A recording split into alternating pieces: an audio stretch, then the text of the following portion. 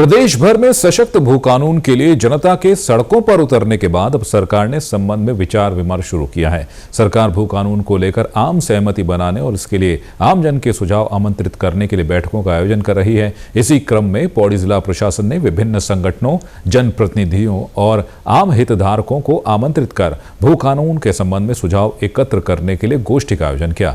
पौड़ी के संयुक्त मजिस्ट्रेट दीपक रामचंद्र सेठ ने बताया कि बैठक में विभिन्न संगठनों के प्रतिनिधियों ने इस बात पर जोर दिया कि सबसे पहले भू रिकॉर्ड को ठीक किया जाए, चकबंदी और सेटलमेंट पर गंभीरता से काम हो, साथ ही भू उपयोग में बदलाव और गोल खाते के हिस्से में जो फर्क हो रहा है उस पर काम करने की जरूरत है।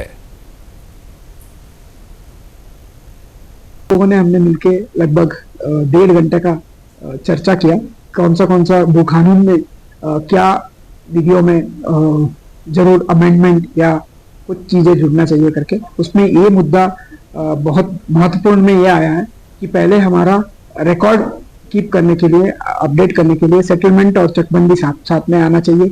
और 143 के होने के बाद कई चीजों के तरीके से हिस्सा के गोल खाते के हिस्सा में बहुत अंतर और फर्क पड़ रहा है। उसमें भी 143 का चेंजेस लाने के लिए बताया हुआ है। 156 धारा के JLR का लीज पॉलिसी में करेक्शन के लिए बताया हुआ है और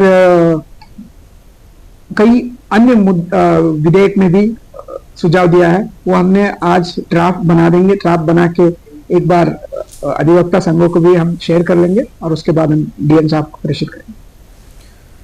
और बैठक में शामिल हुए भू विशेषज्ञ नरेश नौडियाल ने कहा कि बैठक में भूमि सुधार के संबंध में चर्चा हुई। भू कानून के संबंध में अभी कई बिंदु ऐसे हैं जिन पर गंभीरता से कार्य करने की आवश्यकता है।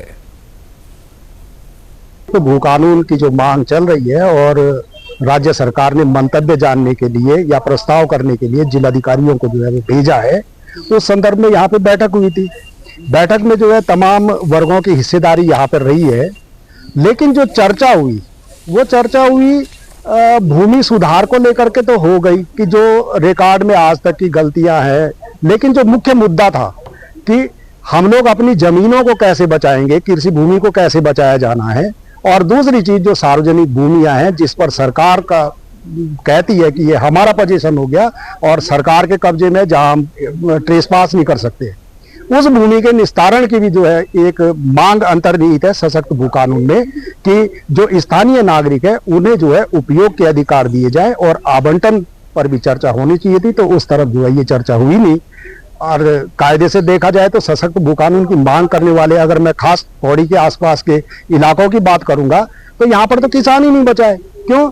अगर लैंडलेस की जो परिभाषा है वो है 10 नाली से कम भूमि, तो जो गहन आबादी क्षेत्र है यहाँ 10 नाली से कम भूमियां हैं। तो होना तो ये चाहिए था कि जो भी लैंडलेस है उसको कृषि भूमियों का आवंटन हो और सार्वजनिक भूमियां जो सरकार अपने पोजीशन में जिनमें मान लिया है कि सरकार मालिक बन बैठी है, कायदे से वो भूमियां चाहे सार्वजनिक तौर पर पंचायतों को दी जाए या कोऑपरेटिव फार्मिंग की तरफ को ले जाया जाए लोगों को, या वो भूमि इंडिविजुअल काश्तकारों को वितरित की जाए। ये भी जो है सशक्त भू कानून के साथ साथ जो है लैंड रिफॉर्म में सम्मिलित किया जाना चाहिए था।